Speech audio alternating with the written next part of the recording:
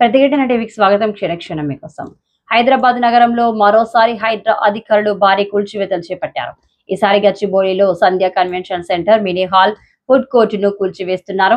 ఉదయం నుంచి 3 భారీ హిటాచు బుల్డోజర్లతో కూల్చివేతలు ప్రారంభమయ్యాయి.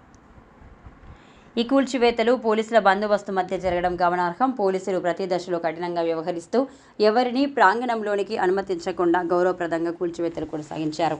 అధికారులు ఈ కూల్చివేతలను చేస్తున్న సమయంలో సదరు ప్రదేశంలో ఎటువంటి అవాంతరాలు జరగకుండా చూస్తూ ఉన్నతాధికారులు ముందుకు వెళ్లారు.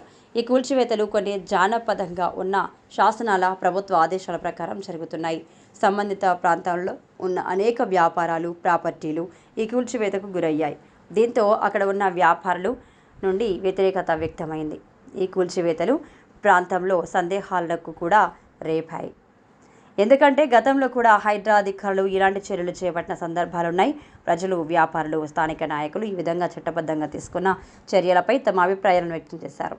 ఇక గచ్చిబౌలిలో ఈ కూల్చివేతలు కొనసాగితే మరిన్ని ప్రదేశాలు కూడా ఈ తరహా కూల్చివేతలకు గురయ్యే అవకాశం ఉంది.